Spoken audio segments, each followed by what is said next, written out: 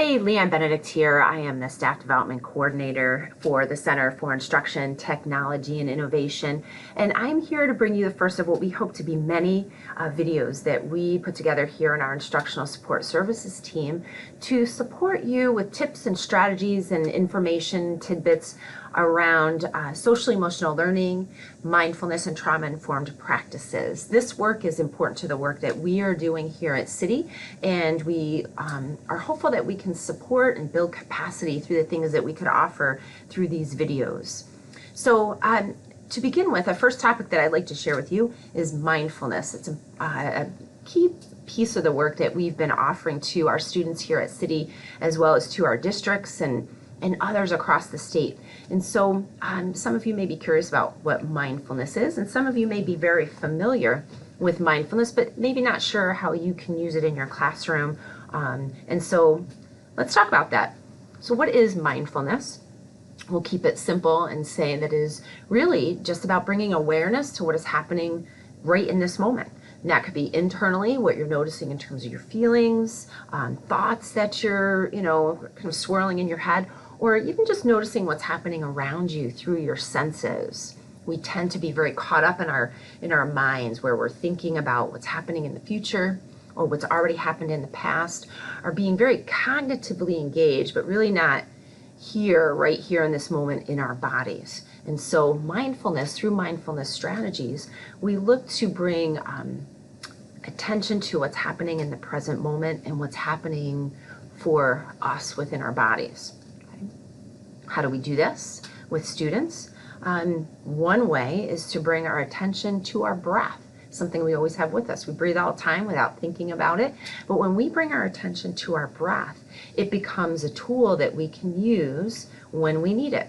So like when we're feeling upset or stressed or distracted or even angry, we can bring attention to our breath as we breathe right now in this present moment, and it becomes a tool that helps calm some of those feelings that we may be noticing. Okay, so I'm going to demonstrate that with you right now, and I'm going to invite you to do this with me. And I'm going to use this tool called a Hoberman sphere. I use it as a breathing ball. It's something that you could pick up at, a variety of stores or on Amazon, and it's a good tool to have on hand for this type of strategy. And here's how it works. When we expand the breathing ball, that's a breath in. We pause at the top, and then we fully exhale and pause at the bottom. So we're going to do that right now together. I invite you to do this with me. All right, ready?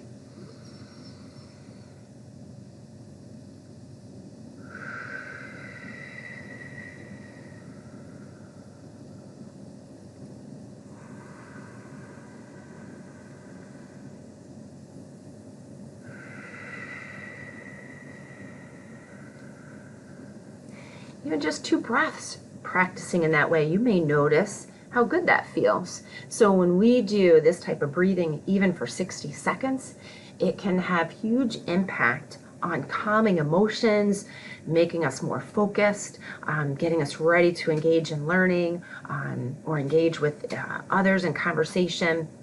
A variety of ways that we can use this type of breathing. Very simple strategy, and when we can practice, get in the habit of breathing in that way when we need to, now it's like our breath is like a remote control. We can literally change the channel of what we're feeling or experiencing within us. So I invite you to consider using this strategy with your students in your classroom, or even for yourself. Because as adults, we get overwhelmed and stressed, and what we know is that when we experience those things, it impacts others around us. So as educators, when we enter into the learning space with our students, we want to make sure that we are modeling emotional regulation. Breathing in this way, using a tool like this, or just getting in the habit of noticing our breath and our body and slowing down our breathing, now we can use this as a tool and a model for the students that we work with.